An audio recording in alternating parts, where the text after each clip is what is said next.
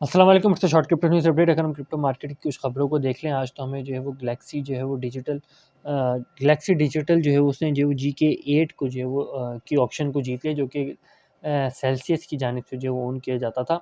अब सेल्सियस की बैंकरप्सी के बाद डिफरेंट एसेट्स जो है वो सेल ऑफ हो रहे हैं, लेकिन इसका बेनिफिट लोगों को मिलेगा या नहीं मिलेगा, इस हवाले से कोई बात हतमी तौर पे नहीं की जा सकती। एक्सआरपी और सिक्योरिटी एक्सचेंज कमीशन का जो है वो स्टिल उसी तरीके से तमाम चीज़ें ऑन हैं कोर्ट के अंदर, लेकिन अगर हम देखें तो नवंबर के एंड तक इन तमाम चीज़ों को सॉर्ट आउट हो जाना चाहिए था। लेकिन स्टिल हमें दिसंबर में ये तमाम चीज़ें इन एक्शन नज़र आती हैं, तो मीन्स डैट कि मार्च तक जो है वो तमाम चीज़ों के हवाले से फैसला कुछ क्लियर होने के चांसेस हैं कि शायद जो है वो क्लियर हो जाए, शायद इन तमाम चीज़ों का रिजल्ट जो है वो हमें नज़र आ जाए। थ्री एरो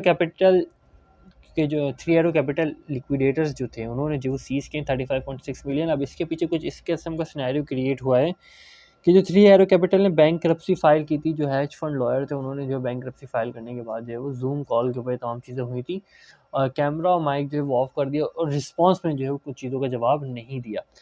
तो जाहिर सी बात है कि three arrow capital still in action है, स्टिल और ज़्यादा वॉलीटाइल मूव्स क्रिप्टो को दे सकता है, जैसे लूना ने दिए, थ्री एरो कैपिटल पहले भी दे चुका है, सेल्सियस दे रहा है स्टिल, थ्री एरो कैपिटल भी स्टिल दे रहा है, एफटीएक्स ने भी जो है वो दिया है। Proof of work, proof of stake के बाद प्रूफ ऑफ रिजर्व भी आ गया, तो इससे थोड़ा सा मोहतात रहें, थोड़ा सा दूर रहेंगे तो काफ़ी ज़्यादा जो है वो बेहतर रहेगा। इसको इन डिटेल अलग से वीडियो में जो बना के शेयर करने की आपके साथ कोशिश करेंगे, लेकिन ये काफ़ी टाइम टेकिंग होता है। Britain call for international settlement based on the blockchain and digital currency. इसको शॉर्टर दो लफ्ज़ों में अगर आपके साथ शेयर करना चाहो, बिटकॉइन लाइटनिंग नेटवर्क रजिस्टर्ड होगा और बिटकॉइन जो है वो ऑन चेन डिसेंट्रलाइज सिस्टम जिस हिसाब से चलता है उस हिसाब से चलेगा।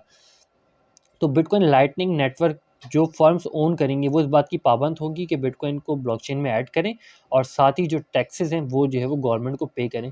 तो इस किस्म की सिचुएशन हमें देखने को मिलती है, नज़र आती है। दूसरा सिनेरियो ये होता है कि bitcoin versus altcoins. Bitcoin decentralize system ही रहेगा, लेकिन जो ऑल्ट कॉइन्स हैं वो फिर जो फर्म्स वगैरह हैं वो फिर गवर्नमेंट को टैक्सेस पे करेंगे, जैसे सोलाना हो गया, आडा हो गया, मैटिक हो गया, ये जो फर्म्स है ये जो है वो टैक्सेस पे करती हैं। तो इन तमाम चीज़ों के हवाले से इस किस्म के दो सिनेरियो हैं। जैक डॉर्सी और एलन मस्क जो bitcoin network, bitcoin lightning network, El Salvador हो गया, ब्राज़ील हो गया, ये तमाम जो हैं bitcoin bitcoin with bitcoin lightning network को जो है स्टिल सपोर्ट कर रहे हैं। आने वाले वक्त में कुछ कॉम्प्लिकेशंस अगर बिटकॉइन लाइटनिंग नेटवर्क में आ सकती हैं तो लोगों को तो लॉस होगा, लेकिन बिटकॉइन उसी हिसाब से चलता रहेगा जिस हिसाब से बिटकॉइन जो है वो चल रहा है। तो ओवरऑल ये सिनेरियोज़ हैं। अगर आप देखें S&P 500 इंडेक्स की क्लोजिंग, वर्ल्ड वाइड फ्यूचर और मेजर इंडेक्सेस की क्लोजिंग, तो चाइना में अच्छे खासे गेन के साथ क्लोज हुए, लेकिन वर्ल्ड वाइड देखें तो सिचुएशन हमें अच्छी नज़र नहीं आती। यहाँ देख सकते हैं कि मेजर इंडेक्सेस और फ्यूचर इंडेक्सेस जो क्लोजिंग ये रेड जो आपको नज़र आती है, लेकिन क्लोजिंग काफ़ी ज़्यादा जो क्रिटिकल है। अब थोड़ा सा यहाँ पे देख लें, बिटकॉइन का यूएसडीटी का जो पैग है वो स्टिल मेंटेन है, हमें 1 पे हमें नज़र आता है। अब इसका मेंटेन होना इस बात को रिप्रेजेंट करता है कि बिटकॉइन एक और क्रैश जो है वो ले सकता है, एक और करेक्शन ले सकता है, जिसके काफ़ी ज़्यादा जो है वो चांसेस हैं। और इसकी वजह ये है करेक्शन की, क्योंकि यूएसडीटी हमेशा करेक्शन जब हो रही होती है, बिटकॉइन करेक्शन ले रहा होता है, हैवी करेक्शन ले रहा होता है, तो यूएसडीटी का पैक जो है वो अनमेंटेन हो जाता है। फिर जैसे ही बिटकॉइन जो है वो एक तरह की रिकवरी लेता है तो यूएसडीटी अपने आप को मेंटेन कर लेता है। अगर यूएसडीटी अपने आप को मेंटेन ना करे या मेंटेन ना हो, तब अगर उसके बाद अगर बिटकॉइन करेक्शन ले ले, उसी दौरान ही बिटकॉइन करेक्शन ले ले, तो यूएसडीटी भी जो है उसके साथ यूएसडीटी का जो पैग है वो और ज़्यादा अनमेंटेन हो जाएगा। फिर टेरर लूना जैसी सिचुएशन भी हमें देखने को मिल सकती है, और वो ना ही हो तो बेहतर है क्रिप्टो के लिए और वर्ल्ड वाइड क्रिप्टो के लिए। बिटकॉइन को वीकली मार्केट कैप के हवाले से देखें तो यूएसडीटी में लार्ज अमाउंट ऑफ जो है इन्वेस्टमेंट है, यूएसडीसी में इन्वेस्टमेंट है, बीयूएसडी में भी तकरीबन उतनी इन्वेस्टमेंट है, लेकिन वाइस वर्सा कुछ इस किस्म से समझ लीजिए, बीयूएसडी के बाद यूएसडीटी और यूएसडीसी और यूएसडीटी, और उतना ही मार्केट कैप जो है वो हमें एक्सआरपी का नज़र आता है, एक लार्जेस्ट होल्ड नज़र आता है। साथ में बीएनबी भी हमें नज़र आता है, बीएनबी और बीयूएसडी एक दूसरे के हिसाब से हमें नज़र आते हैं। बीटीसी और इथेरियम में कुछ खासा चेंज नहीं है। अगर हम मार्केट फ्लो को देखें तो मार्केट का वॉल्यूम फ्लो जो है वो बीटीसी से यूएसडीटी में इन्वेस्टमेंट जा रही है, बीयूएसडी से भी जो है वो हमें यूएसडीटी में इन्वेस्टमेंट जो है वो जाती हुई नज़र आती है। और बाइंग अपॉर्चुनिटी देखें तो बीयूएसडी से कुछ बिटकॉइन बाय हो रहा है, यूएसडीटी से ऑल्ट कॉइन्स में जो है वो इन्वेस्टमेंट जाती हुई नज़र आ रही है, जो कल भी थी। बिटकॉइन के मैक्स पेन प्राइस स्टिल हमें जो है वो 19,000 पे नज़र आती है। मीन्स डेट की सिचुएशन अच्छी नहीं है। S&P 500 इंडेक्स को देखें तो यहाँ पे एक लोअर गैप के साथ ओपन है, इसको फिलअप किया, इससे पहले इस लोअर गैप के साथ ओपन हुई थी, 2 दिन बाद इसको फिलअप किया था, इस लोअर गैप के साथ ओपन है, 2 दिन बाद उसी दिन ही जो है उसको फिलअप कर लिया। अब सिचुएशन कुछ इस तरीके से समझ लीजिए, ये एक लार्जर गैप, ये एक लार्जर गैप है, इसको मार्केट ने जो है वो फॉलोअप किया और S&P 500 इंडेक्स जो है वो फ्लक्चुएट होता हुआ ऊपर गया।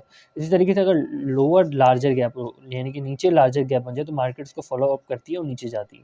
लेकिन अगर ये छोटे गैप्स हों तो मार्केट उसको फिलअप कर लेती है। ये जो है वो नवंबर की सीपीआई की रिपोर्ट का गैप है, तो चांसेस यही है कि मार्केट जो नेक्स्ट सीपीआई की रिपोर्ट है उससे पहले इस गैप को जो है वो फिलअप कर ले, क्योंकि ये काफ़ी बड़ा गैप है और ये वीकली का गैप नहीं है, डेली का गैप है। तो डेली का जो गैप होता है उसमें जो है वो वीक गैप उसको कंसिडर हम कर सकते हैं कि मार्केट उसको जल्दी फिलअप कर लेती है। अब थोड़ा-सा बिटकॉइन को देख लें तो बिटकॉइन में हमें ये कैंडल नज़र आती है जिसमें 2 विग्स हैं। कहने को तो हमें एक छोटी-सी सिचुएशन हमें नज़र आती है, कुछ ख़ासी जो सिचुएशन ज़्यादा क्रिटिकल होती हुई हमें नज़र नहीं आती। लेकिन इसको ज़रा एस-एंड-पी 500 ई-मिनी फ्यूचर्स के साथ देख लें तो ये कैंडल कुछ एक्चुअली इस तरीके से है।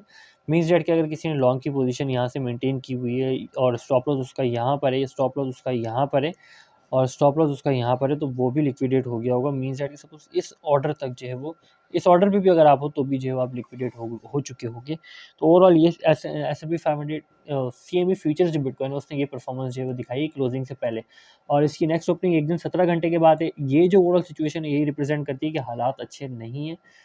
एक्सचेंजेस को तो इस दफ़ा खाने को नहीं मिला, लेकिन ऐसे सीएमई फ्यूचर्स अच्छा खासा खा के जो है वो क्लोज हुआ है।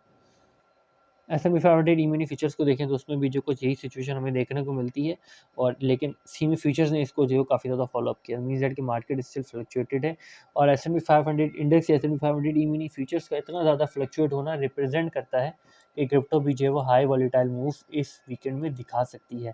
अगर आप एक्सचेंजेस को देखें कि एक्सचेंजेस के में इतने रिजर्व मौजूद हैं कि वहाँ पे हमें बिटकॉइन में कोई हाईली वॉलेटाइल मूव नज़र आ सकता है, तो बाइनेंस के पास वो रिजर्व मौजूद हैं, ओकेक्स के पास मौजूद हैं और हुबाई के पास इतने रिजर्व बिटकॉइन के मौजूद हैं कि वो अगर बिटकॉइन में कोई हाईली वॉलेटाइल मूव आता है तो ये एक्सचेंज है वो काफ़ी ज़्यादा अर्न कर सकती हैं।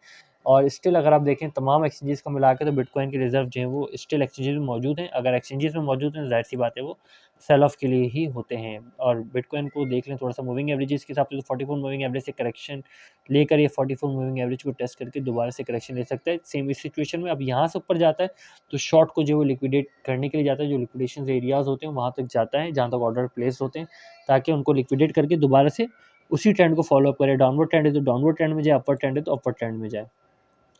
बाइंग और सेलिंग प्रेशर देखें तो बाइंग प्रेशर हमें कहीं न कहीं नज़र आता है। लोग बाय करते हुए नज़र आ रहे हैं, लेकिन पॉइंट ऑफ कंट्रोल को देखें तो पॉइंट ऑफ कंट्रोल अनसर्टेन है। एक पॉइंट ऑफ कंट्रोल में ऊपर नज़र आता है, दूसरा इस जगह नज़र आता है। तो चांसेस यही हैं कि बिटकॉइन की हाई वॉल्यूमेट्रिक ज़ोन ये वाला या ये वाला, या फिर इस हाई वॉल्यूमेट्रिक ज़ोन को जो है वो बिटकॉइन फॉलो अप करे।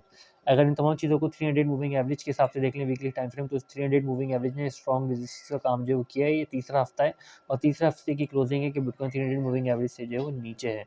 और अगर हम देखें बिटकॉइन की buying opportunity larger time frame में हमें 12,000 पे नज़र आती है। स्टिल लोग अपॉर्चुनिटी ढूंढ रहे हैं कि बिटकॉइन को 12,000 पे बाय करें, 16,000 पे स्ट्रॉन्ग बिटकॉइन की सपोर्ट नज़र आती है। शॉर्टर टाइम फ्रेम में देख लें तो हमें उसी तरीके से मल्टीपल ऑर्डर्स नज़र आते हैं। यहाँ पर अगर आप ऑर्डर को देखें तो मल्टीपल ऑर्डर्स हमें सेलिंग ऑर्डर नज़र आते हैं, लेकिन बाइंग ऑर्डर उस हिसाब से नज़र नहीं आते। 16,000 तक बाइंग ऑर्डर्स हैं, लेकिन 16,000 से नीचे बाइंग ऑर्डर नहीं है उस हिसाब से जो बिटकॉइन को सपोर्ट दे सकें। इसके बाद हमें 12,000 पे ऐसे ऑर्डर्स नज़र आते हैं।